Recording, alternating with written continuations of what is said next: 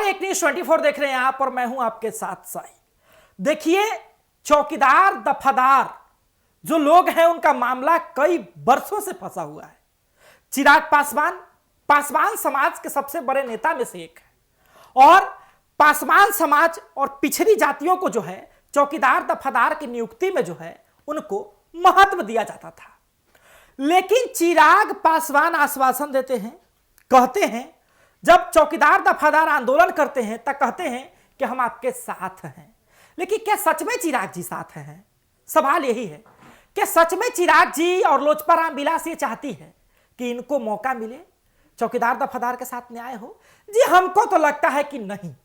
कारण यह है कि देखिए, चिराग पासवान कई जगह जाकर के इस महीने में जो है जनसभा को संबोधित किए हैं, पासवान भाइयों की चर्चा किए हैं, यादव भाइयों की चर्चा किए हैं, सभी जातियों की चर्चा करते हैं, बिहार को बदलने की बात करते हैं, बिहार को आगे रखने की बात करते हैं, लेकिन चौकीदार दफादार मामले में बात नहीं करते हैं।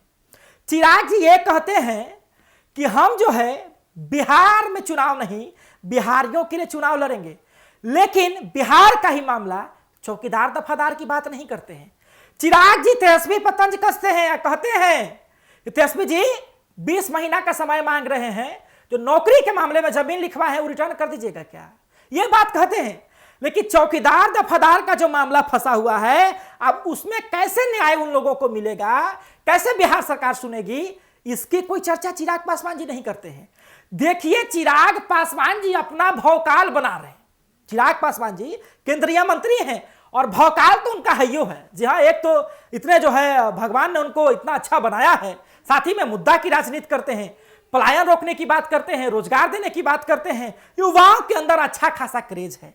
लेकिन बात यह है कि चिराग पासवान का जो कोर वोटर है पासवान जाति का, क्या वो खुश है? जी बिल्कुल नहीं। चिराग जी यदि ये सोच रहे हैं कि चौकीदार दफादार को बिना न्याय मिले चौकीदार दफादार इसका पासवान समाज के लोग हमको वोट करेंगे, तो भूल जाइए चिराग जी।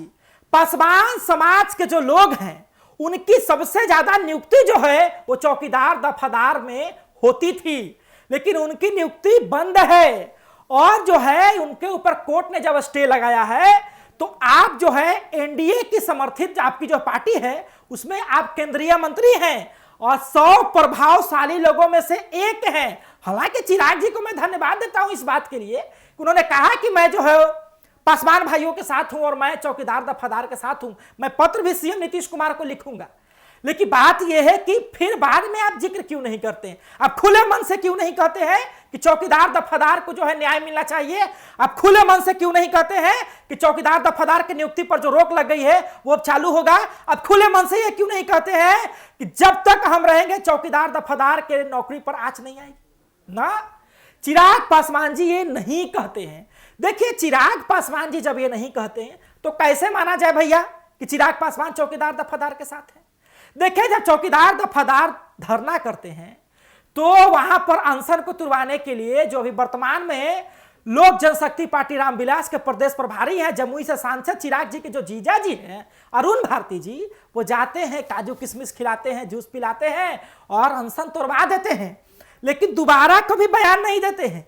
यही अरुण भारती जी अभी बयान दिए हैं कि शाहबाद का जनता चिराग जी को बुला रही है, लेकिन वो ये नहीं बोल रहे हैं कि चिराग जी को एक और जनता खोज रही है, वो है चौकीदार दफादार।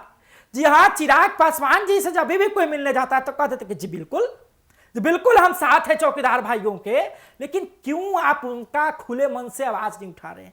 देखिए, यदि चौकीदार दफादार का मामला बिहार विधानसभा के चुनाव तक चलता रहा तो चौकीदार दफादार के जितने जो नेता हैं उनका स्पष्ट कहना है कि नो न्याय नो वोट। जी हाँ, नो जस्टिस नो वोट, यानी कि न्याय नहीं तो वोट नहीं। और आप सबको पता है कि यदि चौकीदार वोट काटेंगे तो किस समाज का काटेंगे, चौकीदार वोट काटेंगे तो किसका काटेंगे?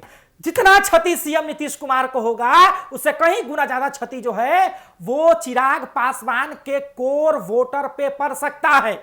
जी हाँ, चिराग पासवान के कोर वोटर पे पड़ सकता है। और चिराग जी कहते थे ना, हम सड़क से उठकर के आपकी आवाज को सदन तक पहुंचाएंगे, और जब आप चिराग जी सदन में पहुंचे हुए तो वो स्टेज साझा करके भी जो है चौकीदारों का मुद्दा नहीं उठाते।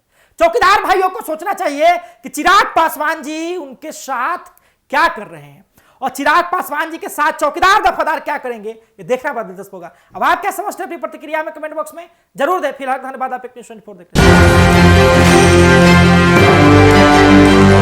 हैं।